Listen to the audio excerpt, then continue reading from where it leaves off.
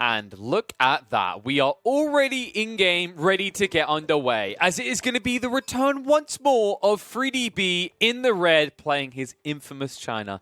And he is going to be facing off against Give Grandmaster Plus, playing as England. I'm afraid we can't give you Grandmaster yet, my friend. The rank doesn't exist, but hopefully the rank season, if you keep this up, being just in the top 100 on the ELO leaderboard, currently in 99th, I believe he is, at the time of recording, then maybe you get a Grandmaster rank if we get that as one of the ranks. I don't know. I hope we get ranks. I like shiny little emblems and crap to stick next to our names instead of just a number. 3DB, on the other hand, his number is booming hard. I think when I last checked, he was 15th? Sorry, 16th on the ELO boards. 1785 ELO rating. The highest in the world right now is 1956, which is Lucifron. This guy is booming. Honest to God, every time I see him, I'm just impressed. I done a little bit more research. I was like, there's no way that this guy's come out of nowhere and never done this before. And if you take a little ganders beyond the realm of Age of Empires, you see that he's actually got a StarCraft background. That's right. So he is a Russian StarCraft 2 player, I believe it was. Yes, definitely Russia.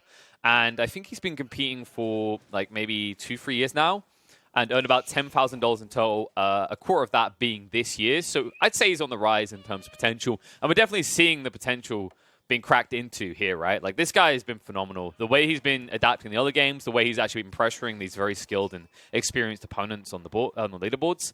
I'm looking forward to seeing what this guy's going to do. Like, you know, when the game first launched, I had people like Give You Anxiety. I think was one of the top people where I was like, this guy is going to be like a standout star. He's going to be a big surprise for everyone. No one's going to see him coming. And I honestly think 3DB is the same way. I think people are starting to pay attention to him with the way he's like bumping up the ranks. I hope they don't give too much attention. He ends up privating his profile because I love the fact that he not only plays a ridiculous amount of games, but he actually gives me full access because currently he's sitting at 464 games played so far. So definitely respect the grind coming out from him. Give Grandmaster, please. Could be a Smurf. I'm not sure. I doubt it, though. 226 games. This person is on the grind themselves. But with a name like this, you assume this isn't a pro player, or it's definitely a Smurf. It's one of those two. But I'm gonna lean towards not a pro player, but maybe someone with a lot of potential. Currently sitting at 16-19 ELO score at that 99th spot. I'm playing as England here. He definitely has the ability to pressure onto 3DB if 3DB missteps early on with China. China, as we've seen, actually has a lot of potential to bounce back and strike back against these early rush plays that are coming out of Civ, just courtesy of the production rates, right, with the supervision over a single military building. So we could easily see 3DB in this type of game go into a stable and then try and counter out most of what England's going to do, which is going to be the longbows. But of course, then you do have to worry about the spears. So we'll see how he dances around that issue.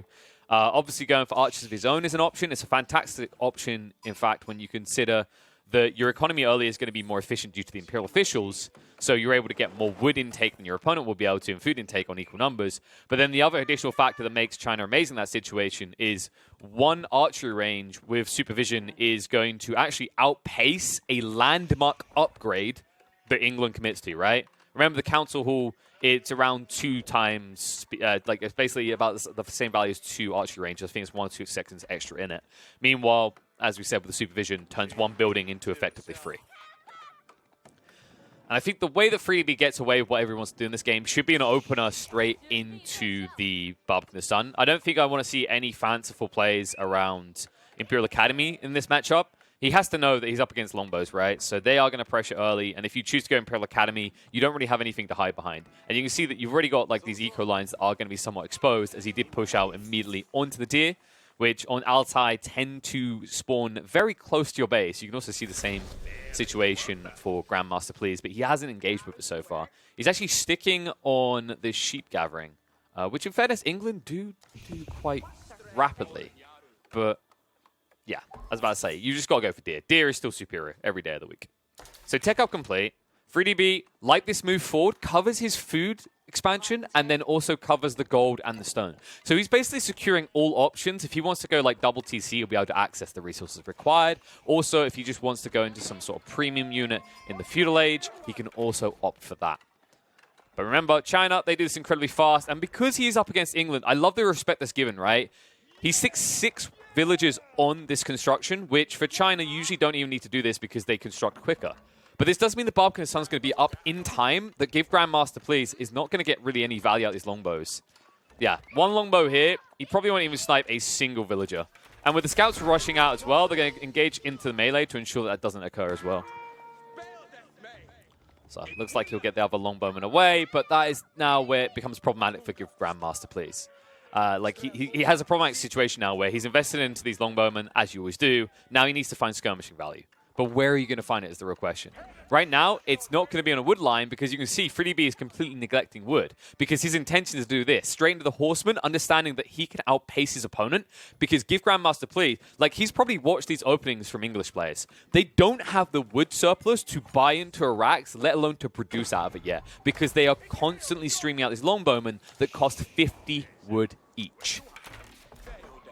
And that's before even equating things like this, right? They need to produce more houses to keep that pop cap in control. Like, it just means that you're going to be counted out by 5-6 horsemen. You're only going to have these longbowmen. Maybe palings can give you, like, this kind of ultra big brain play. But ultimately, you are going to expend your army much quicker than your opponent will. And there you go. He stops at 2 horsemen for now. FreeDB can keep producing, though. Like, he's getting decent surplus of food at this stage. I mean, he's up to 10 people? Yeah, no, 15, sorry. 15 people working on the food line. Neglecting the golden tally, doesn't care about it anymore. From his perspective, all he needs to do is just, like, tax to eventually get the gold for a tech up. And he needs to get his food to a situation where he starts to build a surplus while he's still constructing these units, right? That's his goal now. Me or Grandmaster, please. Just still a one-trick pony. This is a tough part for me about England, especially for this matchup when you think about it. England, we talked about how they have these 2 avenues, right? You can go for the longbow rush or you're playing into this multi-TC expansion. The problem with multi-TC expansion in this matchup is you're undefended in that situation and you're against China. And China, because of this supervision, because it's so freaking nutty, in conjunction with the taxing ability of the Imperial Official, making it one of the best units in the game, in my opinion, it means that you are able to actually just harass the crap out of any greedy eco play that England can commit to, which means they have to go for this aggression in the early game. And that aggression is already counted out. And you can see he's retreating. The horseman charging in. Trying to get through one of them. Doesn't construct the palings. So it's going to be stuck on top of. And remember, these horsemen do get the bonus damage up against the longbowmen. So despite being outnumbered heavily by the longbowmen, they will trade very well. I like the way that Grandmaster is microing this, though. He's trying to min-max the value and just pull back the weak ones and draw in the horsemen deeper. It is allowing him to minimize the casualties. So in the end, he doesn't lose the entirety of the longbow army. He will keep a few alive, and the horsemen will eventually just be expended. Cool play there. Really small details like that matter in this situation, right? Just drawing through the line, running the horsemen deeper, and then trapping them on top of each other and top of the longbowmen as they try to pass. Gives him the edge. Means that he actually trades out about even. I think that was, what, 5 horsemen, maybe 6 horsemen for about the same number of longbowmen. That's an amazing trade for the English player. Remember, these horsemen, they cost 100 food, 20 wood. Compare that to the longbowmen, that is 40 food, 50 wood. It's an eco advantage in that situation, and you need every bit you can get because of those economical advantages we talked about that China utilized so quickly in the game, courtesy of supervision. And they're supervising everything. You see FreeDB ramping up the wood intake again because he needs a little bit for those horsemen, of course. The drop-offs are getting juicy. I mean, when we look at the income per minute, you can just see it. FreeDB is doubling up, give Grandmaster, please. And wood is going to be comparative very quickly. And this is the rough part. Like, people say, don't change England too much. They're really, like, nice for new players. But at the high levels, you can see how easily they get trounced. In fairness, it is against China that is just, honest to God, juiced beyond all juiced at this stage after the patch. Probably the strongest civ in the game right now. Or close to. But you can just see the pain that England players feel. He tries to hold himself up against this horseman army, but pinned against the trees and nowhere to run. This time, the horsemen should be able to overwhelm Give Grandmaster, please.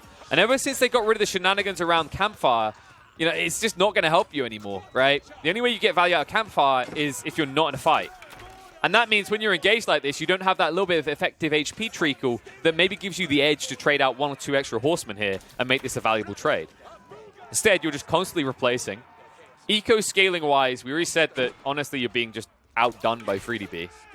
And at the end of these fights, because he commits and he's starting to find the picks, you're not really having many units left to heal over at the end of the fight with the camps that you set up. And finally, the Rax is going to be dropped. Now, this is where I expect FreeDB to pivot. He should see this coming. He knows he's applied a lot of pressure. And at this timing, almost 10 minutes in, an English player will be able to afford the barracks easily.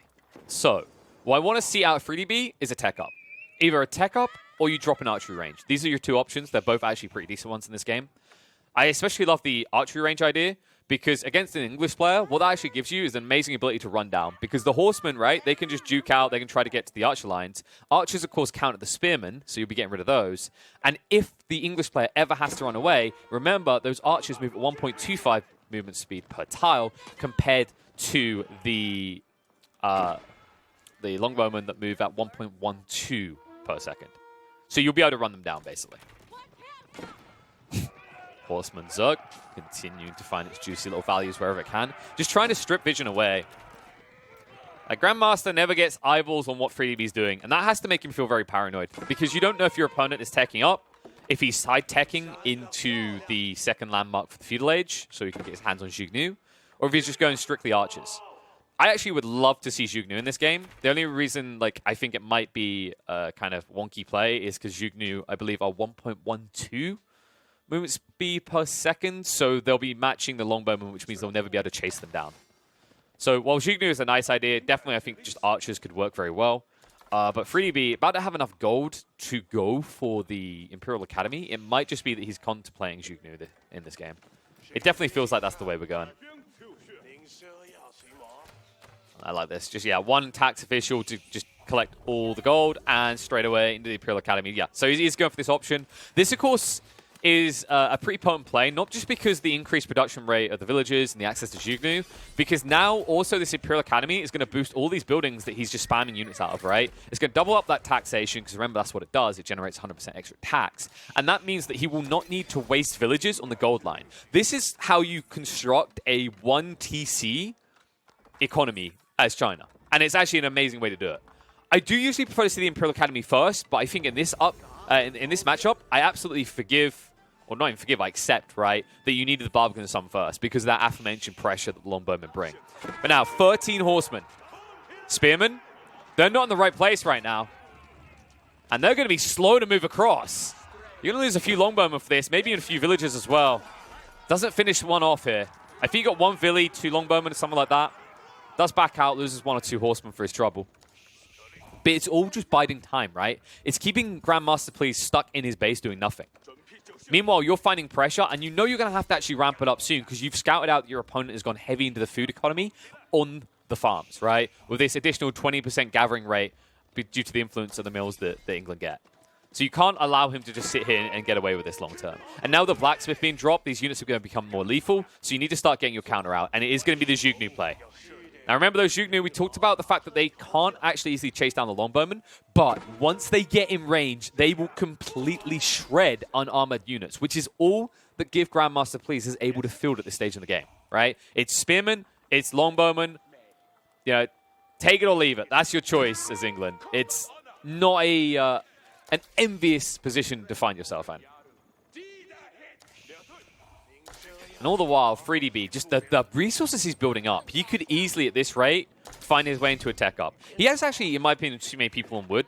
He doesn't need, yeah, there you go. There's the switch over, right? So he's looking to just up the rate that he's churning out units because he just has too much surplus. So his identification here is that his opponent is trying to, like, eco-boom, but he knows his opponent isn't there yet, right? He's already in line, whereas England is delayed by 3 or 4 minutes past this. So he wants to find immediate pressure, shut that down before the potential is realized by the English player, and then if he actually gets, like, rebutted at the end, he's put huge economical damage into his opponent, and then he can scale up himself. Zhuge Nu coming out. Pretty fast, remember. They only take 15 seconds, and that's without supervision. You can boost that even further. But it looks like, is he prioritizing? Yeah, he's just prioritizing the mining camp. So he's looking at the tech up now. He has a decent defensive force. There's nothing his opponent can do to match him right now. And remember that while he has got this surplus food that's going to start to build up, and he's starting to match 3DB on that front, the problem that he actually has now as the English player in this situation is he feels threatened. So he's continued to non-stop produce units, but as we're seeing on the numbers, his economy is still not scaling. Meanwhile, the gold just keeps trickling in. And I believe it's being traded over, if anything, by 3DB. I think so. Yeah, he's already got the researchers, right? So he's upgraded his Zhuge Nu. He's got better resistance as well. Doesn't really care about the melee resistance. Like, if the spearmen reach your horsemen, they're dead either way, right? So 1 armor isn't actually going to make that much of a difference for them. And then just getting extra value out of these villagers, right? Like, the villagers seem like a small deal, but it's a garrison point, it's cheap, and also the other cool thing, right, is it provides so much pop cap, which means that you're saving a lot of efficiency with your workers later, right? Think about every time that England wants to build a house, right, and they have to take a village away to do so. Fight going on. Zhuge Nu engaging. Spearman line is just getting shredded through so quickly here. Horsemen are just tanking a few shots here and there, but he needs to retreat away with the longbowman quickly here. The Zhuge Nu are going to win this out. Horsemen go in. They split the fight on two fronts. And they're just baiting them in. So once the spearmen reveal, Zhuge Nu are going to run them through. And with all the spearmen more or less gone, the horsemen can now engage onto the longbow line. And the Zhuge Nu will join in as well. And it looks like if Grandmaster Please is going to lose his entire army here. When he sees that there is 3 archer ranges here, but we know it's 4, there is no way you can actually match this pace anymore. He needs to hunker down and needs to prep for a siege. Because it might be a slow one due to the fact it's only ranged units so far, but it is coming. Zhuge Nu moving in again. Still trying to clean up those horsemen. If he can get range, he has the advantage. The problem is that 3DB is sticking right on top of him. Non-stop here. And you can just see how filthy these Zhuge Nu are, man. I feel like we haven't been able to preview these enough on the channel recently, right? Like, I think a lot of the times we've seen the fight point go past this, or their opponent builds men-at-arms, so Zhuge Nu seem irrelevant. But this is a pristine example of how amazingly potent the Zhuge Nu are right now. And just like that, the whole Longbow army gone. The Zhuge Nu just non-stop. Good God. And he cannot build this army quick enough. He's building a second archery range. Or rather, first one, right? But then obviously had the council as well. But it's just not, it's not going to match this still. That's the problem, right? If FreeDB ever feels like he's being matched on that rate, all he has to do is immediately choose to supervise the buildings. And then he spams that even quicker. An income situation right now, you can see that Grandmaster, he started to build up somewhat of a surplus, looking for a potential tech-up opportunity, maybe some different, like, you know, switch over, transition. It's not going to be there, though. He can't hit a transition when his opponent is standing outside his base with over 40 Zhuge Nu. I think maybe the one play he could have made here would have been Vanguard, Man-at-Arms. Like, they're amazing against the Zhuge Nu, right?